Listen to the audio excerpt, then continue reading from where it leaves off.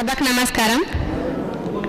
పరిచయం చేసుకోమని సార్ అన్నప్పుడు నాకు నవ్వు వచ్చింది. ఎందుకంటే ఎట్లా పరిచయం చేసుకోవాలన్నా అర్థమవుతలే నాకు.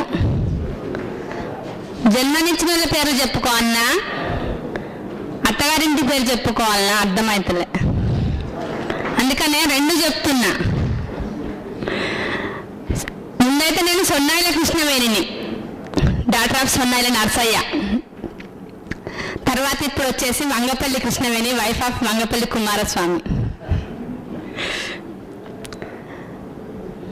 పుట్టింది కరీంనగర్ జిల్లా, ఇప్పుడు ఉంటున్నది వరంగల్ జిల్లా. మొత్తానికి నేను తెలంగాణ బిడ్డని. నా కవిత శీర్షిక అమ్మనయ్య అడుగుతున్నా. అమ్మనయ్య అడుగుతున్నా, అమ్మ కొడుక ఆలోచించు.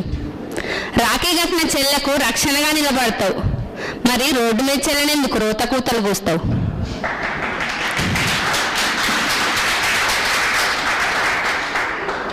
పక్క మించి లేవంగానే అమ్మ కాళ్ళని కళ్ళకు అద్దుకుంటావు, మరి పిల్లనిచ్చిన అమ్మనెందుకు అమ్మ నవ్వుతుంది తిడతావు? బువ్వ పెట్టే తల్లి భూతల్లి అంటావు, మరి నీ పిల్లల తల్లిని ఎందుకు కట్నం కోసం కాటి కంపుతావు?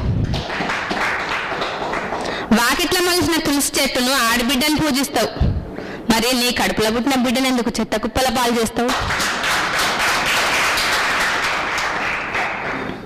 అపురూపమైన దమ్మ ఆడజన్మ అంటావు, అంతట్లోకి అందాల ఆడబొమ్మ అంటూ అంగట్ల సరుకుని చేస్తావు. విలువల వలవలు విప్పేస్తూ అంగాంగ ప్రదర్శన చేపిస్తావు.